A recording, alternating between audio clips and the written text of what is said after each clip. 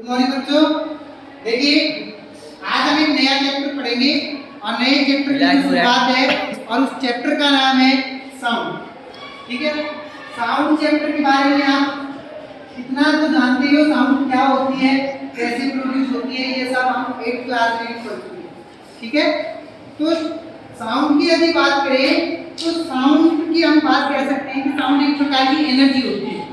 ठीक है ना, और उस एनर्जी को फील किसके द्वारा किया जाता है? उसको फील किया जाता है हमारे ईयर के द्वारा, कानों के द्वारा।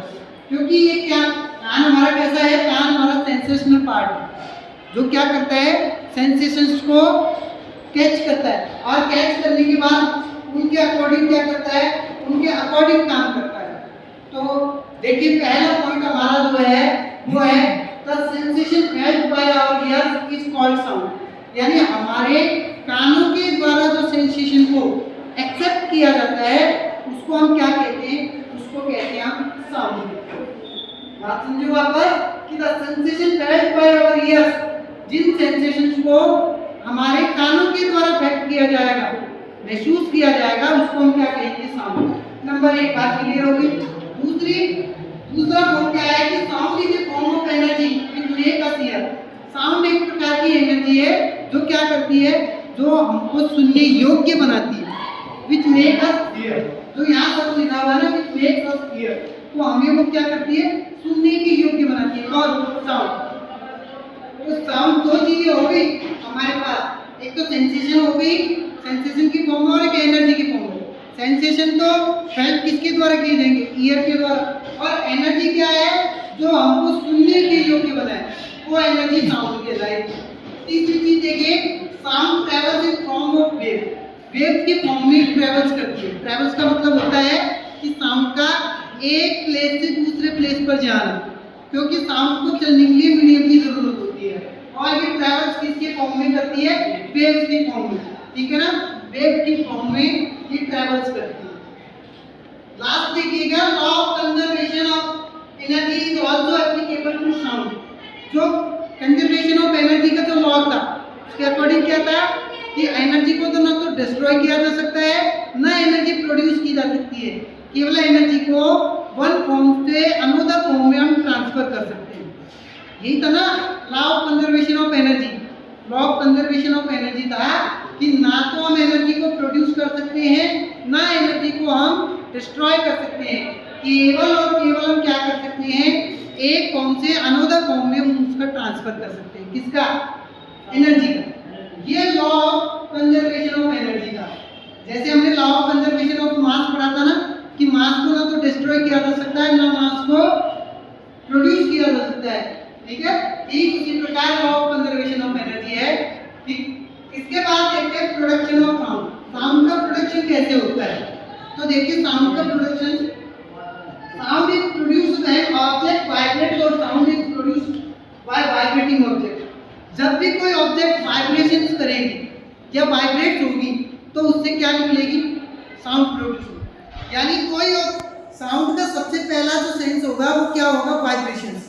अगर कहीं पर वाइब्रेशन शो नहीं हो रहे हमको, तो इसका मतलब है वहां से हमें कोई किसी प्रकार की कोई साउंड हमें सुनाई नहीं देगी। तो सबसे पहली चीज है कि वाइब्रेशन होना चाहिए। जब हम बोलते हैं ना, जैसे वोकल कॉर्ड, देखो हम यहाँ बोल रहे हैं, इस वोकल कॉर्ड पर हाथ लगाओगे आप तो यहाँ पर आपको वाइब्रेशन महसूस होंगे। ये वाइब्रेशन ही क्या करते हैं? इस साउंड को प्रोड्यूस करते हैं। ठीक है, तो the energy required to make an object vibrate and produce sound is provided by some outside sources. अब देखो क्या कह रहा है कि the energy required to make an object vibrate. एक ऑब्जेक्ट को वाइब्रेट बनाने के लिए जो एनर्जी की जरूरत होती है, वो एनर्जी मिलती कहां से है? तो देखो, the energy required to make an object vibrate and produce sound. Vibrate करने के लिए और साउंड प्रोड्यूस करने के लिए किसी ऑब्जेक्ट को जो एनर्जी की जरूरत होती है वो किसी आउटसाइड सोर्स से मिलती है। अब वो आउटसाइड सोर्स कुछ भी हो सकता है, जैसे आउटसाइड सोर्स एयर हो सकती है, उस एयर से हमें एयर एनर्जी मिलेगी। ठीक है ना, तो उससे क्या होगा? उससे कोई भी ऑब्जेक्ट आपकी वाइब्रेट होगी, और जब ऑब्जेक्ट वाइब्रेट होगी तो हमें क्या सुनाई देगी? उसकी साउंड सुनाई देगी। तो इस चीज को एक बार फिर से समझ लीजिए। The energy required to make an object vibrate. Vibrate, किसी भी ऑब्जेक्ट को वाइब्रेट करने के लिए अब वाइब्रेट होगा तो सिंपल सी बात है कि साउंड भी प्रोड्यूस होना है। तो वाइब्रेटर होने के लिए और साउंड प्रोड्यूस होने के लिए क्या जरूरी है? एनर्जी की जरूरत है। और वो एनर्जी कहाँ से मिलेगी? किसी आउटसाइड सोर्स से मिलेगी। और वो आउटसाइड सोर्स क्या हो सकता है? जैसे हमारा हाथ है, हमारा हाथ किसी वस्तु को छू रहा है, मान लीजिए ऐसे कर रहे हैं, तो यहाँ पे क्या है? एनर्जी हमारे हाथ से मिली है और इसलिए क्या हुआ? वाइब्रेशन हुआ। वाइब्रेशन हुआ तो हमें क्या मिली? क्या मिली? हमको आवाज मिली। जैसे एग्जांपल की बात करें तो sound of our voice is produced by vibration of two vocal cords. ये जो दो वोकल कॉर्ड्स है ये आपस में क्या होते हैं? वाइब्रेट्स होते हैं और वाइब्रेट्स होने के कारण ही हमें क्या सुनाई देती है? साउंड सुनाई देती है। नेक्स्ट देखिए, साउंड ऑफ ए ड्रम और a tabla is produced by vibration of its membrane. तो आपने देखा होगा तबला या ढोलक जो होती है उसकी मेम्ब्रेन पर हम क्या करते हैं? जोर जोर से चोट मारते हैं, ठीक है ना? स्ट्रक जब उसको किया जाता है तो स्ट्रक करने से क्या होगा? वो उसमें वाइब्रेशंस पैदा होंगे और वो वाइब्रेशन से क्या बनेगी? साउंड प्रोड्यूस होगी। ये आज का हमारा चैप्टर था। इसके नेक्स्ट हमें कल पढ़ते हैं। ओके।